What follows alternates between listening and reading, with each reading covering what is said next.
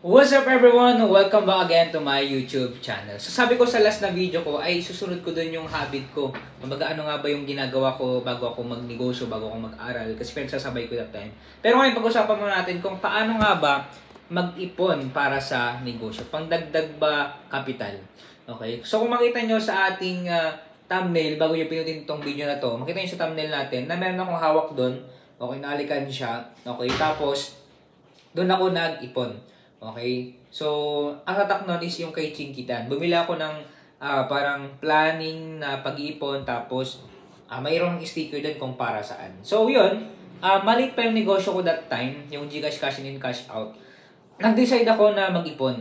Okay? Para pandagdag na kapital. Kasi yung pag sa when it comes to remittance, so kaya naman Gcash cash in, cash out, kailangan mo ng kahit pa paano may malaking pondo. Pero alam niyo ba ang naging kon ko diyan, ang naging pondo ko dati diyan is 5,000. Okay, so habang kumikita ako, habang na may nagpapakash in cash out, okay, ako ay nag-ipon, okay, talagang nag-ipon ako para pandagdag. Pero dati hindi ko pa alam dun yung tinatawag na pre-sale at saka postpaid, yung hindi mo kailangan ng kapital. Okay, so ikwento ko lang sa inyo kung paano ko ginawa yun, pero hindi ko pa alam yung ganung principle dati. Okay, yung tinatawag na pre-sale. So, like for example, merong nagpa-cash out sa akin.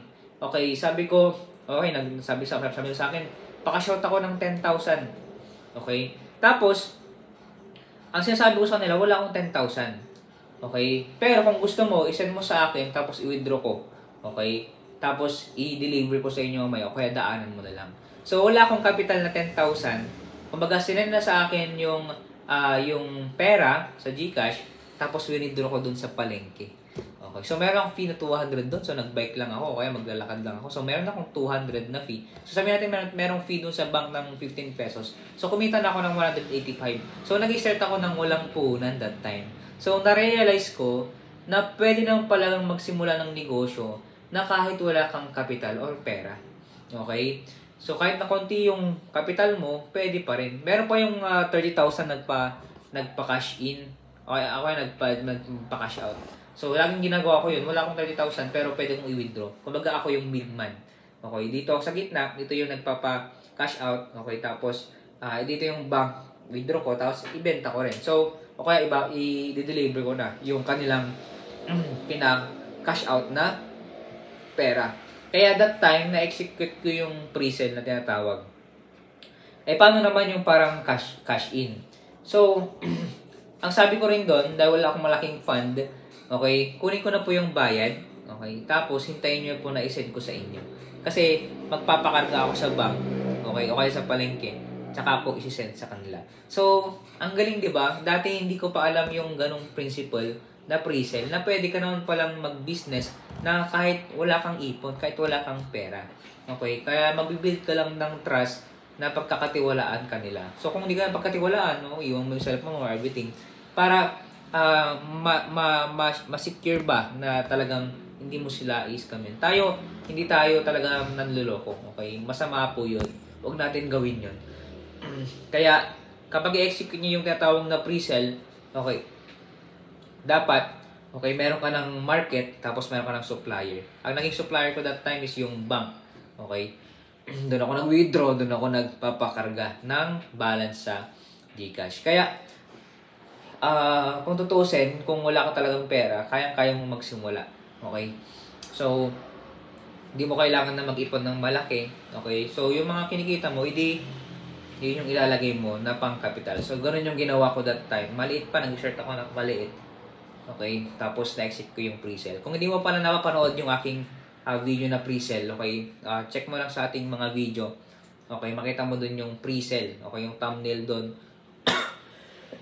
Excuse me, yung thumbnail doon na makita mo doon na merong pre-sale na words, okay? So, doon ko nilagay doon yung video ko kung paano nga ba ako nagbebenta ng wala.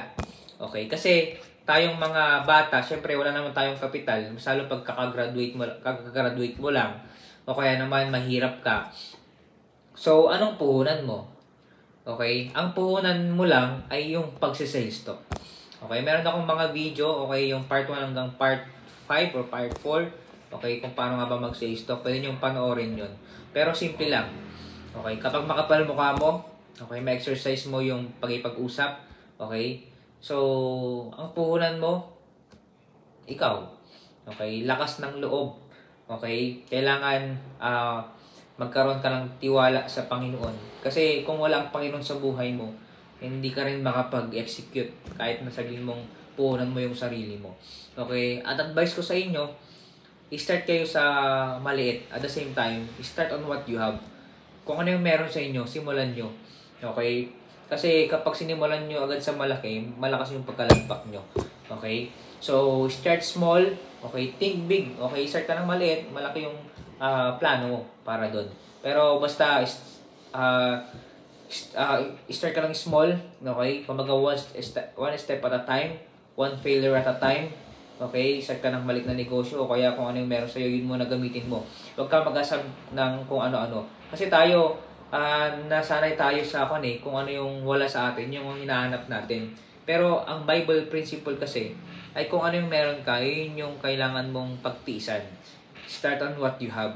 Okay? Kagaya dun sa kwento sa Bible, yung sa 5,000 na tao, tapos ang Panginoon nangaral sila. Okay? So, kailangan pakainin yung mga tao.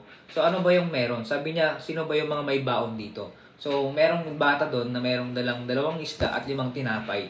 So, anong ginawa? Kung ano yung meron, okay, yun yung kinain nila. Eh, paano magkakasya yun? Siyempre, ang Diyos, gumawa siya ng miracle. Okay, so doon gumagawa ng miracle kapag nagtiwala tayo sa Panginoon, tapos nag-start tayo sa kung ano yung meron sa atin, dahil ang Diyos, papadamihin niya yan. Okay, basta magtiwala lang tayo sa Kanya. Okay, start small. Okay, kung ano yung meron ka, yun muna. Okay, tapos ang Diyos na yung magpapalaki niyan. Dahil naniniwala ako sa prinsipyo na yon na kung pinagkatiwalaan ka sa maliit, ay pagkakatiwalaan ka rin sa malaki. Okay, lagi nating maging habit yon. Okay, kasi pag yon naging habit natin, nakasanayan na natin, okay, madali na lang tayo magsimula ng madaming negosyo.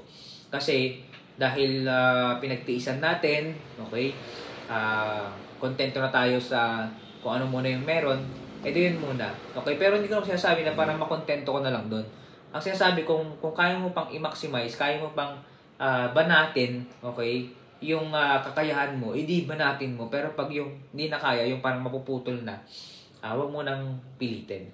Dahil naniniwala rin ako sa prinsipyo na si Apostle Pablo ang nagtanim, si Apollos yung nagdilim. Pero God can give you increase. Ang Diyos yung magpapalago.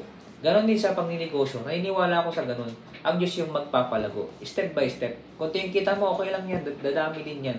Basta mapagkakatiwalaan lang tayo sa maliit. Alright, so doon muna tayo. Okay, salamat sa panonood nyo. At sa sunod na video natin, itutuloy na natin yung ano yung habit ko nung ako ay nagsisimula magnegosyo. At yung pinagsasabi ko yung pag-aaral ko. Alright, so yun my next vlog and God bless po sa inyo. Bye-bye!